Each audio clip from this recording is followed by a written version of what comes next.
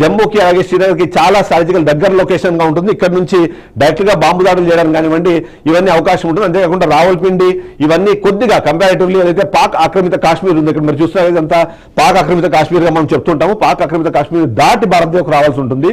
చెక్కవల్ కానివ్వండి, రావల్పిండి, అటోకులు అన్నింటిలో కూడా అలాంటి సిచ్యువేషన్ ఉంటుంది. కానీ లాహోర్ కానివ్వండి, వాల్టన్ కానివ్వండి ఈ రెండు మాత్రం చాలా షార్ట్ డిస్టెన్స్ ఉంటాయి. కాబట్టి భారత్ మీదకి రావాలంటే ఇక్కడ వీటిని స్ట్రాటజికల్ లొకేషన్గా చూసుకుంటారు.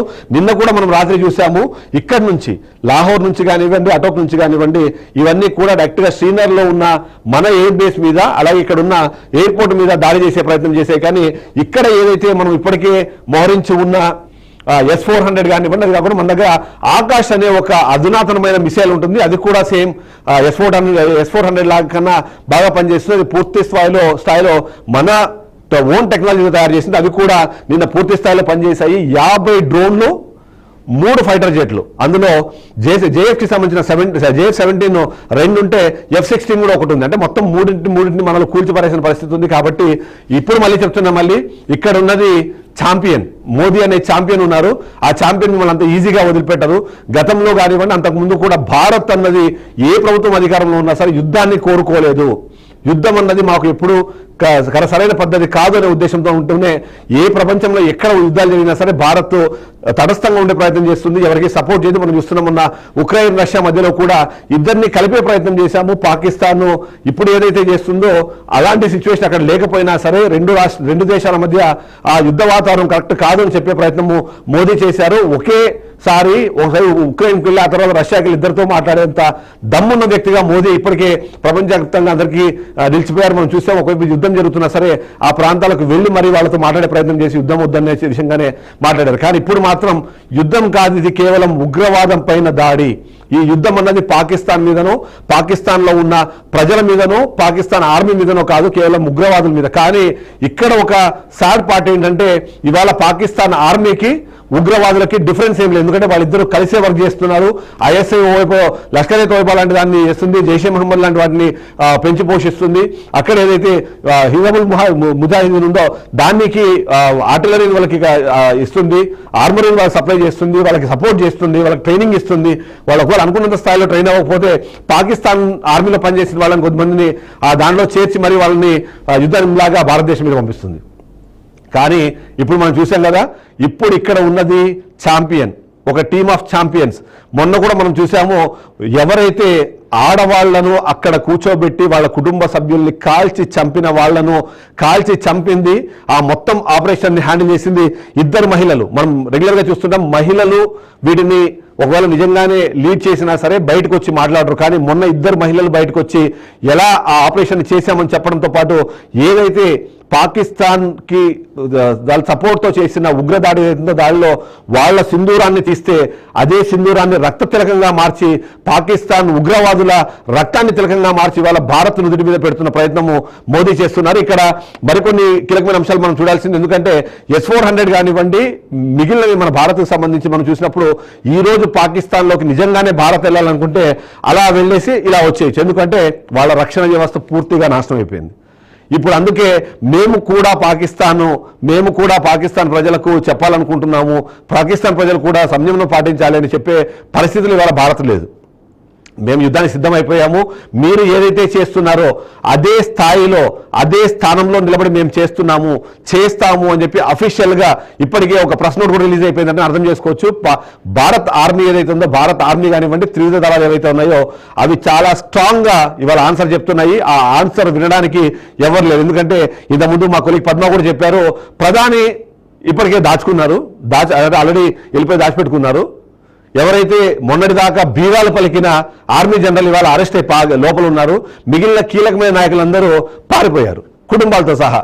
కొద్దిమంది అయితే చాలా క్లియర్గా చెప్తున్నారు, ఏదైతే JF-17 వేసేసుకొని వెళ్ళిపోతే మనం భారత్ మీద ఏదో చేసేస్తాం అనుకున్నారు చూసారా, వాళ్ళు ఇవాళ వాటి మీద ఎక్కడానికి కూడా, వాటిని నడపడానికి కూడా భయపడే పరిస్థితులు ఇవాళ పాకిస్తాన్ ఆర్మీకి సంబంధించిన జనరల్స్ కానివ్వండి, పాకిస్తాన్ ఆర్మీ పైలట్స్ కానివ్వండి అందరూ ఉన్నారు. ఇవాళ అయ్యో బాబు మాకొద్దు, మేము భారత్ మీదకి వెళ్లే పరిస్థితి లేదు అన్నదాన్ని ఓపెన్గా చెప్పే ప్రయత్నం చేస్తున్నారు. ఎందుకంటే వాళ్ళందరికీ తెలుసు, ఇక్కడ ఉన్నది గత 25 సంవత్సరాల నుంచి చూస్తున్న భారత్ కాదు, ఇప్పుడు భారత్ చాలా అడ్వాన్స్డ్ అయిపోయింది, అడ్వాన్స్ టెక్నాలజీలో ఉంది ఇవాళ. అంతేకాకుండా మన దగ్గర ఉన్న ఏవైతే వెహికల్స్ కానివ్వండి, లేకపోతే జెట్ ఫైటర్స్ కానివ్వండి, అవి చాలా ఈజీగా టార్గెట్ని చేసుకోగలుగుతాయి. ఎందుకంటే మనం చూసాం, మనం సింధూర్లో కూడా చాలా క్లియర్గా మనకు అర్థమవుతుంది. ఏవైతే పిన్ పాయింట్ పెట్టుకొని ఆ పాయింట్ మీద మాత్రమే బాంబులు వేసి అక్కడ నుంచి హ్యాపీగా బయటకు వచ్చేసారు. మనం చూసాం, దాన్ని మొత్తం లీడ్ చేసిన ఫీమేల్స్ ఆ రోజు బయటకు వచ్చి చాలా ధైర్యంగా మేము ఇలా చేశాము, ఈ కారణాలతో చేశాము అని ప్రపంచానికి తెలియడం కోసం ఇంగ్లీష్లోను, భారత్లో ఉన్న వాళ్ళకి తెలియడం కోసము హిందీలోను, ఈ రెండు విధాలుగాను చెప్పిన పరిస్థితి మనకు కనిపిస్తుంది. ఒకసారి ఆ వీడియో కూడా చూసే ప్రయత్నం చేద్దాం. ఎందుకంటే ఏదైతే భారత్ పాకిస్తాన్ మీద అక్కడికి వెళ్ళి ఏదైతే మనం చేస్తున్నామో అవి, అంతేకాకుండా భారత్ మీదకి పాకిస్తాన్ ఆ జుజుబీ వేసుకుని వచ్చాయి చూసారా, అలాంటి వాటిని కూడా మనం చూడొచ్చు. ఇప్పుడు మీరు చూస్తున్న విజువల్స్ కరాచీ నగరంపై భారత్ భీకర దాడి చేసిన సిచ్యువేషన్ మనకు కనిపిస్తుంది. అందులో భాగంగానే కరాచీని ఇప్పుడు మన బాంబులతో ముంచెత్తాయి. అక్కడ మనం కనిపిస్తున్నాయి మనకు చాలా క్లియర్గా. ఎక్కడ చూసినా అక్కడ హాహాకారాలు వినిపిస్తున్నాయి. ఎందుకంటే బాంబులు ఏ మూల నుంచి వచ్చి లేపడతాయో తెలీదు. పైన తిరుగుతోంది, అది ఆర్మీ జెట్టా, డ్రోనా, లేకపోతే మిసైలా, ఇది కూడా అర్థం చేసుకోలేని పరిస్థితుల్లో పాక్ ఆర్మీతో పాటు పాక్ ప్రజలు కూడా వాళ్ళు ఉన్నారు. అంతేకాకుండా మనం చాలా క్లియర్గా చూస్తున్నాము.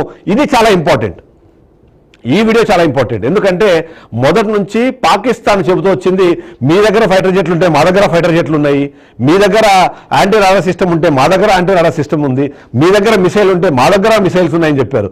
కానీ మీ మిసైల్స్ అన్నవి మా దగ్గర లక్ష్మీ బాంబులతో సమానము. అదే భారత్ వేసే మిసైల్స్ ఎలా ఉంటాయో ఇంతకుముందు నేను చూపించాను కదా. కరాచీలో వెళ్ళి పడితే అక్కడ ఉన్నది మొత్తం అంతా సర్వనాశనం అయిపోయింది. ఇవాళ వాళ్ళు ఎక్కడున్నామో తెలుసుకోలేని పరిస్థితిలో ఉన్నారు. ఎందుకంటే కరాచీ అనేది ఒకప్పుడు పెద్ద నగరము, ఇవాళ ఇప్పుడేమో మొత్తం ఎటు చూసినా సరే కూలిపోయిన బిల్డింగ్లు, సగం పడిపోయిన బిల్డింగ్లు ఇవి ఉన్నాయి. ఈ వీడియో ఎందుకు ఇంపార్టెంట్ అంటే, ఇక్కడ మీరు చూస్తున్నారు కదా, ఈ ఫ్లాష్ ఏదైతే కనిపిస్తుందో అది ఫ్లాష్ కాదు, అక్కడి నుంచి వచ్చిన డ్రోన్లని మన యాంటీ మిసైల్ సిస్టమ్స్ ఏవైతే ఉన్నాయో గాలిలోనే కాల్చి పారేస్తున్నవి. మీకు ఒక ఫ్లాష్ కనిపించింది అంటే అక్కడ కూలిపోయిందని. ఇలా 50 డ్రోన్లు పంపించారు భారత్ మీదకి. ఒక్క డ్రోన్ కూడా భారత భూభాగం మీద పడలేదు. ఇక మనం చూస్తున్నాం కదా, ఇవన్నీ చాలా అడ్వాన్స్డ్ దీంతో మనము పేల్చి వేసిన ఒక్కడి కూడా భూభాగం మీదకి దిగలేదు, ఒక్కటి కూడా పైకి రాదు. ఎందుకంటే ఇక్కడ మీకు కనిపిస్తున్నాయా, ఇక్కడ పేలిపోయింది, అది పేలిపోయిన మొత్తం అలా కూలిపోతుంటాయి, మారిపోతుంటాయి, అంటే అవి మాయమైపోతున్నాయి ఏంటంటే అవి కూలిపోయినట్టు. అంటే మీకు అర్థమవుతుంది కదా ఈ వీడియో ఎందుకని చెప్పానంటే, అంత సూపర్గా అంటే డ్రోన్లు భారతదేశంలోకి వచ్చి ఇక్కడ భూమి మీద కూడా దిగక ముందే వచ్చేదాన్ని పేల్చేస్తున్నది మన అడ్వాన్స్డ్ సిస్టమ్స్. అందులో భాగంగానే ఒక్కడి కూడా భారత భూభాగం మీద పడకుండానే గాల్లోంచి అటు నుంచి అటే పంపించేశారంటారు చూసారా, ఆ తరహాలోనే జరిగింది. మనం చూస్తున్నాం ఇది చాలా క్లియర్గా. మన అడ్వాన్స్డ్ సిస్టమ్ ఏదైతే ఉందో రాడార్ సిస్టమ్ కానివ్వండి, ఈ మొత్తం సిస్టమ్ మనం చాలా క్లియర్గా కనిపిస్తుంది. ఇలాంటి ఇంకా చాలా వీడియోస్ ఉన్నాయి.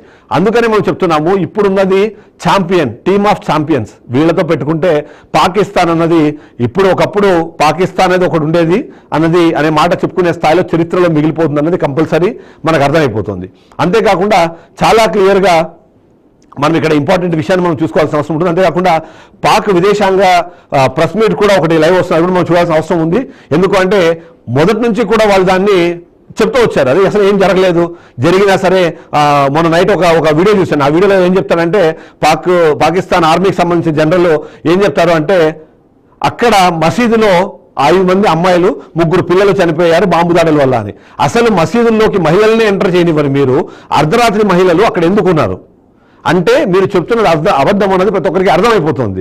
ఇప్పటికైనా ఈ కుంటి సాకులు మానేయాలన్నది భారత్ చెబుతోంది, ప్రపంచ దేశాలు గుర్తించాయి.